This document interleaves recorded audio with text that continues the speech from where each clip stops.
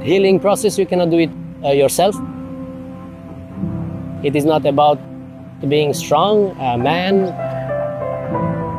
doing it myself, because we are humans. So do it together with others. And when your efforts is not enough, take professional help.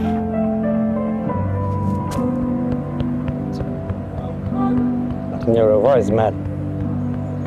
Well, I don't know. Sometimes.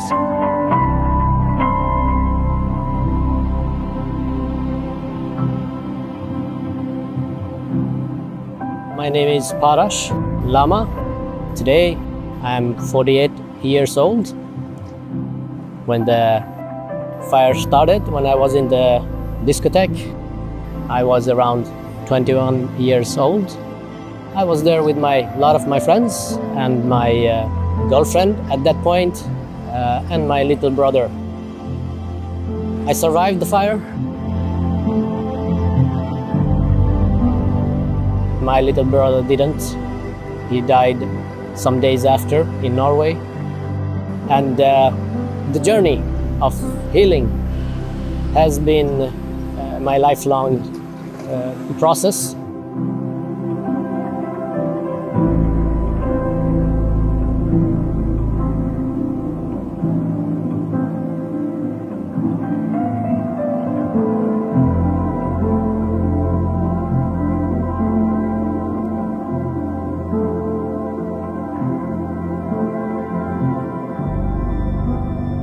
If I should say something about what I've learned throughout these years, is victim and survivor is two different sides of the same coin.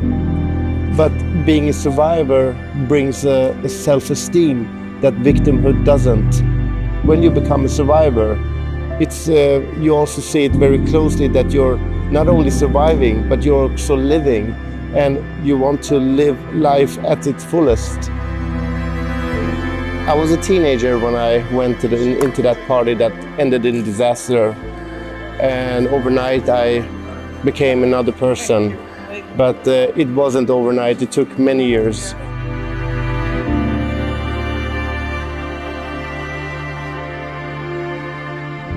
And the experiences that I got, I don't want to change it with anything in this world. I got an education which no institution can teach out. And today my purpose of life is to help other people in a similar or different situation. But my main goal in life is to serve humanity and people. I'm not a religious guy. I would say that I see it as I only have one life, and how would I like to live this life that I have? And either I can be a victim the rest of my life, but then the life is over and nothing has happened, or I could be a survivor and change life for many other people throughout my knowledge and my experiences.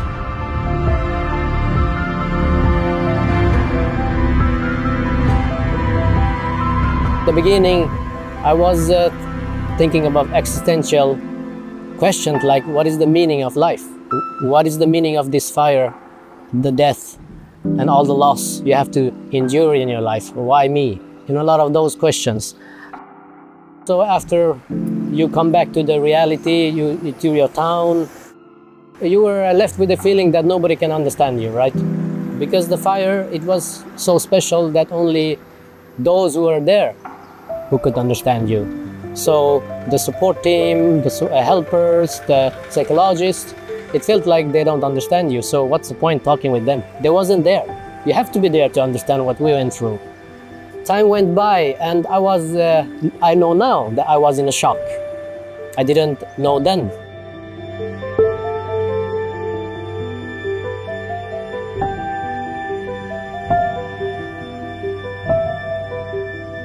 Everybody has their own process, but still I saw that my friends were not feeling good, because we were together and we didn't want to talk to other people about what we were feeling, but at the same time we were fooling us also, because we weren't talking to each other. Because we thought now we have a chance to be somewhat normal again.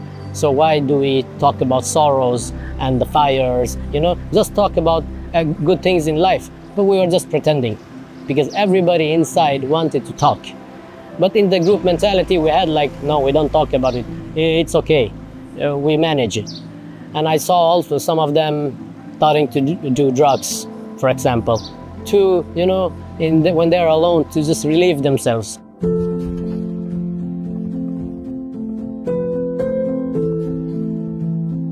At the time of the fire, I was 29 years old. I had a baby at home. He was 1 year old.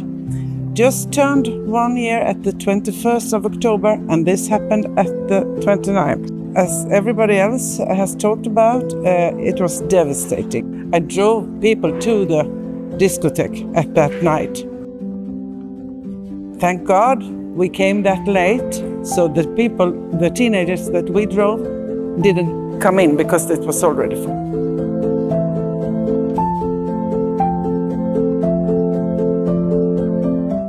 I was working at the youth center, and all the youth centers in Gothenburg was open around the clock. We did not even go home for sleep.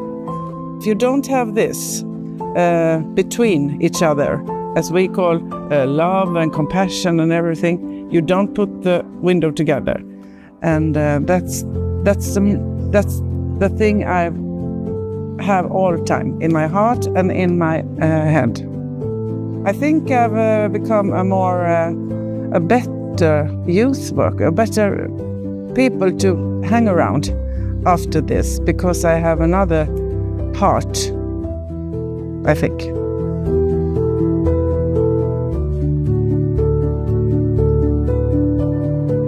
We opened up the youth center. We started to call all the children or the teenagers, whose phone number we had, and within like 48 hours, we knew that we had lost 6 of our teenagers and 1 colleague. And ever after that, I have decided to, whatever I can do for teenagers in Christ, I will dedicate my life to that, to have a safer venues, to have the great parties.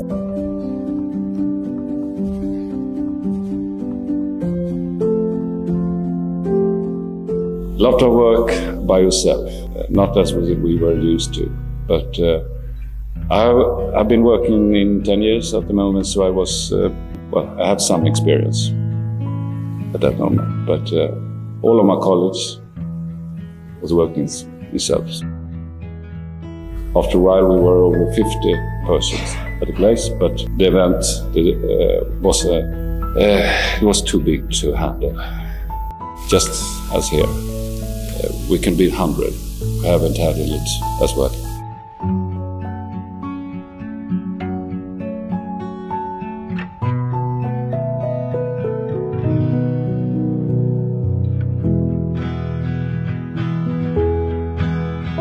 I think you have to realize this can happen. You must be, it's hard to say, but it's life. The only thing we can do, it's prevention. And of course, as the fire department, we must do our job. We must have the organization so good as we can. We have the equipment so good as we can. But we must also realize that there is a limit. We can't have, as I said to you before, the fire station in every corner. It's not possible.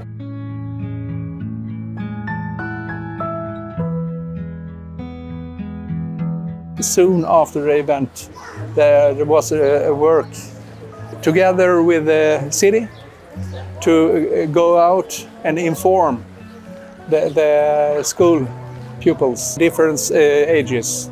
We have grown-up schools, and we were there and talking to them and to inform them how we work, why we did like we did. The one main thing is to put the puzzle together. As we say, it must be clear picture of what happened, what we did on that sea. So we meet different groups and talk about the situation. What did you do? Everyone should say what they did. It's our way to go through these similar events.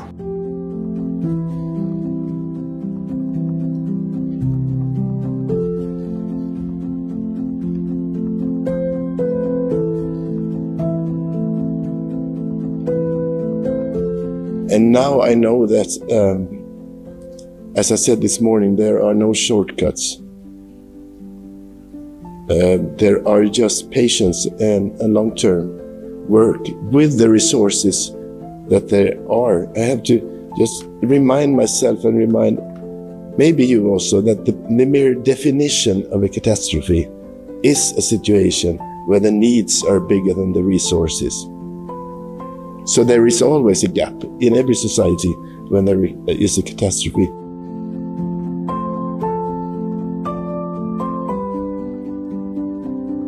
Периодот стварно е доста тежок.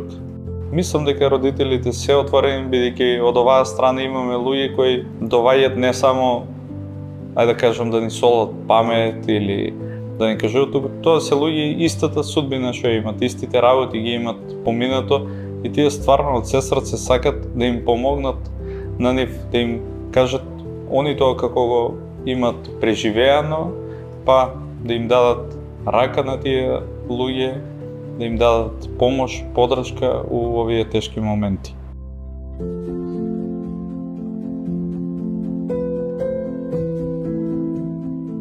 Заеднички се сеќаваме, заедно жалиме и заедно учиме да продолжиме со животот, порачуваат нашите гости од Гетеборг. И тука ги препознаваме истите вредности на помош и подршка што сакаме да ги пренесем. И срекни сме што за тоа не мора да се биде психолог, не мора да се биде психијатар или психотерапевт, додека доволно е да се биде човек во најубавата смисла на тој збор.